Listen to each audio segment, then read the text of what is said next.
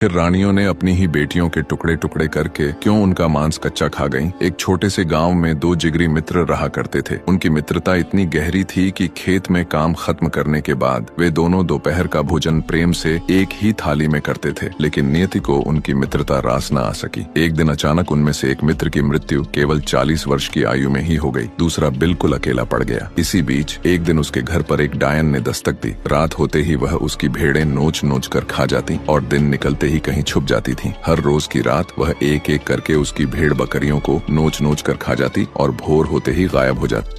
जब उसने देखा कि मवेशियों की संख्या घटती जा रही है, उसने सोचा आखिर कौन मेरी भेड़ें ले जा रहा है। कुछ दिनों बाद जब सारी भेड़ें खत्म हो गईं, तो उसकी नजर सीधे उस आदमी पर जा पड़ी। वह आदमी को खाने के लिए तड़प रही थी। आदमी जान बचाकर दौड़ पड़ा और डायन उसका पीछा करते करते घने जंगल में जा पहुंचे। ज्यों ही वे जंगल पार कर रहे थे, चुड़ैल ने अपना रूप बदलकर एक अप्सरा जैसी सुंदर स्त्री का भेष धर लिया। उसी राह से राजा अपने सैनिकों के साथ कहीं जा रहा था। राजा ने यह दृश्य देखकर आश्चर्य से पूछा, तुम इस स्त्री से क्यों भाग रहे हो? आदमी समझ गया कि अगर उसने सच कहा तो कोई यकीन नहीं करेगा। उसने झट से जवाब दिया, महाराज, यह मुझसे विवाह करना चाहती है, मगर मेरा मन किसी और पर है। इसी कारण मैं इससे दूर भाग रहा हूँ। यदि आपको यह स्त्री भा जाए तो आप इसे अपनी रानी बना सकते हैं। सुंदर स्त्री को देख राजा का मन डोल गया। उसने तुरंत विवाह के लिए हामी भर दी और उसे अपनी 7वीं रानी बना लिया। उधर आदमी ने चैन की सांस ली और अपने घर लौट आया। इधर राजा अपनी नव विवाहिता रानी संग महल पहुंचा। धीरे धीरे उसकी सुंदरता ने राजा को इतना वशीभूत कर लिया कि वह अपनी 6 पुरानी रानियों को लगभग भूल ही गया और 7वीं रानी की हर बात आंख मूंद कर मानने लगा। लेकिन राजा को यह आभास भी न था कि उसने अपने ही घर में एक भयंकर डायन को स्थान दे दिया है। रात के अंधेरे में चुड़ैल ने महल में तांडव मचाना शुरू कर दिया। राजा के सारे पालतू जानवर, हाथी हों या घोड़े, किसी को भी उसने नहीं छोड़ा। वह एक एक करके सबको नोच नोच कर खा गई। सैनिकों ने जब अस्तबल के हाथी घोड़ों की कमी की सूचना दी, तब भी राजा को अपनी 7वीं रानी पर तनिक भी शक न हुआ, बल्कि पकड़े जाने के डर से डायन ने आधी रात को जब बाकी रानियां सो रही थीं, तब उसने उनके मुंह पर खून पोत दिया और उनके कमरों में जानवरों की हड्डियां रख दी, ताकि जब राजा को पता चले तो शक बेचारी रानियों पर जाए। जब राजा को महल में घटित घटनाओं का आभास हुआ तो उसने अपनी 6 रानियों को चेतावनी दी, परंतु तभी अचानक डायन ने मौका पाकर राजा के कानों में झर भर दिया और राजा ने बिना सोचे समझे आदेश दे डाला कि उन 6 रानियों को कुएं में फेंक दिया जाए। अब 7वीं रानी यानी डायन पूरे महल की मालकिन बन बैठी। जिस कुएं में रानियों को फेंकवा दिया था, वहां भगवान की कृपा से शीघ्र ही पानी सूख गया, किंतु भूख प्यास से तड़पती रानियां वहीं पड़े पड़े जीवित रहने की जद्दोजहद करने लगीं। कुछ ही समय बाद 6 में से एक रानी ने एक कन्या को जन्म दिया, लेकिन भूख से व्याकुल अन्य 5 रानी आपस में बोली, बहन चलो इसे खाकर अपनी भूख मिटा लें। निर्दयी होकर उन्होंने उस नन्ही जान को मार डाला और उसके टुकड़े टुकड़े कर बांट लिया। फिर सबने अपना हिस्सा खाया, मगर उनमें से सबसे छोटी रानी ने मांस का हिस्सा छिपा लिया। समय गुजरा, 5 रानियों ने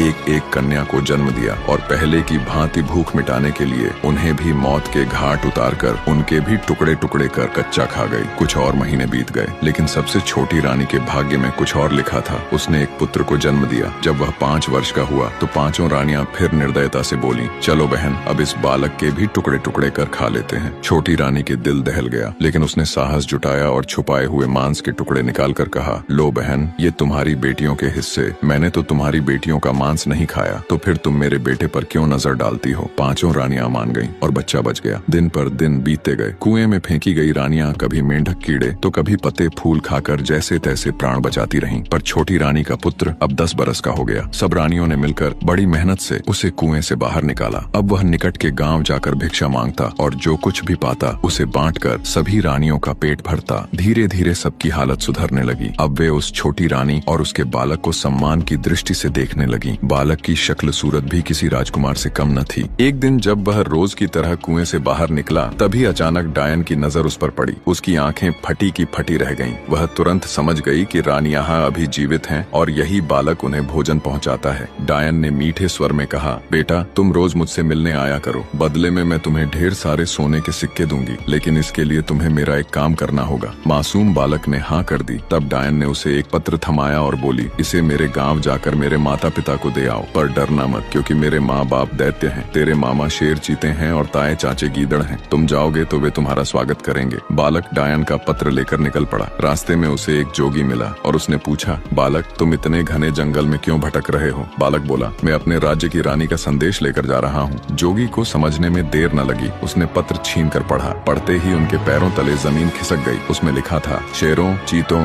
तुम्हारा भांजा आ रहा है, इसे पकड़कर खा लेना। जोगी ने पत्र फाड़ दिया और नया लिख डाला, शेरों चीतों तुम्हारा भांजा आ रहा है, उसका खूब स्वागत करना। उसके बाद बालक पत्र लेकर बालक शेरों के देश पहुंचा। शेरों ने जैसे ही पढ़ा उनका हृदय गदगद हो गया। वे उसे अपने राजा के पास ले गए और शेरों का राजा स्वयं बालक को अपनी पीठ पर बिठाकर, वन में मेरी पीठ से एक बाल खींच लो, यह तुम्हारे जीवन का संजीवनी मंत्र होगा। जब भी तुम संकट में पड़ो इस बाल को हिला देना। मैं और मेरा पूरा वन राज्य तुम्हारी रक्षा हेतु उपस्थित होंगे। अब तुम निसंकोच अपनी यात्रा आगे बढ़ाओ। इसके बाद बालक दैत्यों के देश पहुंचा। वहाँ दैत्यों ने उसे देखते ही हमला करना चाहा, पर उसने झट से पत्र उनके समक्ष रख दिया। पत्र पढ़ते ही वे हर्ष से झूम उठे। तुरंत उसे कंधों पर उठाकर अपने महाराज के पास ले गए। दैत्यराज ने उसे गले लगाया, अरे यह तो मेरा दोहता है, और फिर उसकी सेवा शुश्रूषा करने लगे। रोज नाना प्रकार के व्यंजन उसके सामने परोसे जाते। धीरे धीरे पूरा 1 वर्ष बीत गया। एक दिन उसने नानी से पूछा, नानी यह चक्की क्यों रखी है? इसके चारों ओर ये मुर्गी क्यों है? ये कबूतर और तोते किस लिए हैं? नानी बोली, बेटा ये रहस्य है। यदि यह चक्की उल्टी घुमा दी जाए तो इस देश के सभी दैत्य यहाँ से हमेशा के लिए भाग जाएंगे और लौटकर कभी न आएंगे। इस मुर्गी में तुम्हारी माँ के प्राण छिपे हैं, इन कबूतरों में तुम्हारे मामा के प्राण हैं और तोतों में तुम्हारे फूफा मौसा के।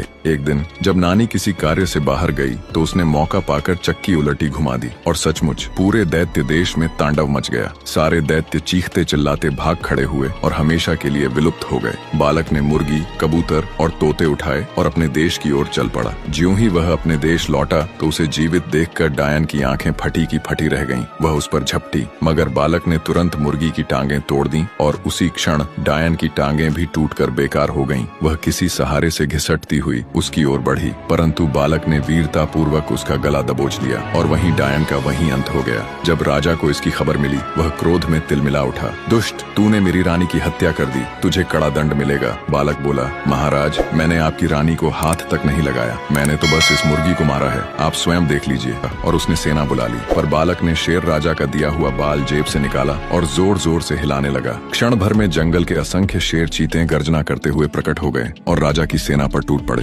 राजा भय से थरथरा उठा, बालक के चरणों में गिर पड़ा और चिल्लाने लगा, मुझे बचा लो त्राहिमाम। बालक बोला, महाराज मैं तो आपका ही पुत्र हूँ, मगर आपने मेरी बात सुनी ही नहीं। फिर उसने इशारा किया और शेर चीते अदृश्य हो गए। बालक ने सब राज खोला। आपकी 7वीं रानी कोई स्त्री नहीं बल्कि एक डायन थी, और अच्छा हुआ उसका अंत हो गया। पकी बाकी रानियां अभी कुएं में जीवित हैं।